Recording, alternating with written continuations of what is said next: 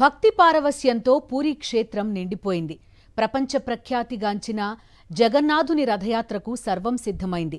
జగన్నాథుడు, బలభద్రుడు, సుభద్రాదేవి భారీ రథాలపై చేరుకుంటున్నారు. సాయంత్రం 4 గంటలకు రథయాత్ర ప్రారంభం కానుండగా భక్త కోటితో నగర వీధులు కిక్కిరిసిపోయాయి.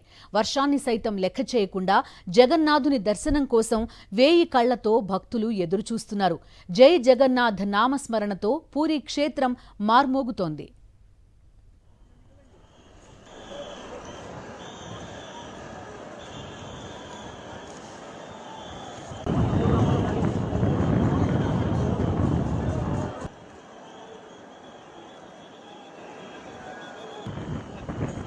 ఆషాఢశుద్ధ విదియ రోజున ప్రారంభమయ్యే జగన్నాథ రథయాత్రకు 1000 సంవత్సరాల చరిత్ర.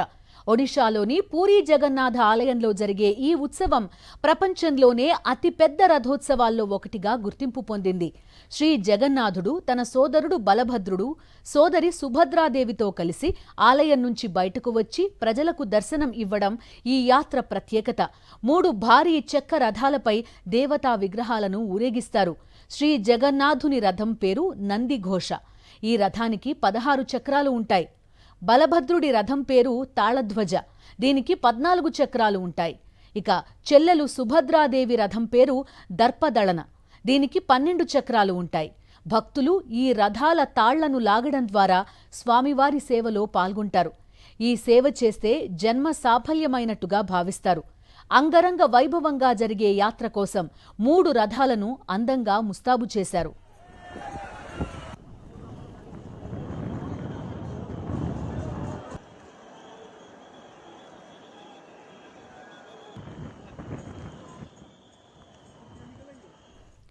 జగన్నాథ రథచక్రాలు కదలడానికి ముందు పూరీ రాజకుటుంబ వారసులు బంగారు చీపురుతో రథాలను శుభ్రం చేసి స్వామివారికి ఆభరణాలు సమర్పించి సంప్రదాయబద్ధంగా పూజలు నిర్వహిస్తారు. పూరీ జగన్నాథుడిని ఆలయం నుంచి రథంపైకి తీసుకువచ్చే ఘట్టాన్ని పహాండి అంటారు. ముందుగా తెల్లవారుజాము నుంచే ఆలయంలో ప్రత్యేక పూజలు నిర్వహిస్తారు. అనంతరం సేవాయుతులు శ్రీమూర్తులను రత్నసింహాసనం నుంచి బయటకు తీసుకొస్తారు. మొదట సుదర్శన చక్రం, ఆ తర్వాత బలభద్రుడు, తర్వాత సుభద్రాదేవి, చివరిగా శ్రీ జగన్నాథుడు బయటకు వస్తారు. సింహద్వారం వద్ద లక్షల మంది భక్తులు జై జగన్నాథ్, హరిబోల్ నినాదాలతో హోరెత్తిస్తారు.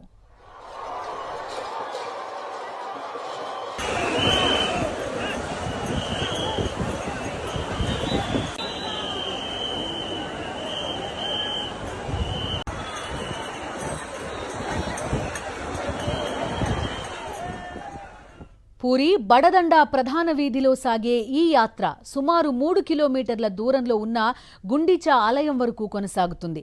అక్కడ పిన్నమ్మ ఇంట్లో స్వామివారు 7 రోజుల పాటు బస చేస్తారు. అనంతరం తిరుగు ప్రయాణాన్ని బహుదా యాత్రగా నిర్వహిస్తారు. పూరీ రథయాత్ర ఈ నెల 24న ముగుస్తుంది. మొత్తం 9 రోజుల పాటు పూరీ రథయాత్ర సాగుతుంది. భక్తి, సంప్రదాయం, సంస్కృతికి ప్రతీకగా నిలిచే జగన్నాథ రథయాత్ర కోసం దేశ విదేశాల నుంచి భక్తులు తరలివస్తారు. ఈ ఏడాది 10 లక్షల మందికి పైగా వస్తారని అధికారులు అంచనా వేశారు. దీనిని దృష్టిలో ఉంచుకుని ఈ ఏడాది రథయాత్ర సందర్భంగా పూరీలో భారీ భద్రతా ఏర్పాట్లు చేశారు అధికారులు. ఎలాంటి అవాంఛనీయ ఘటనలు జరగకుండా కట్టుదిట్టమైన చర్యలు చేపట్టారు.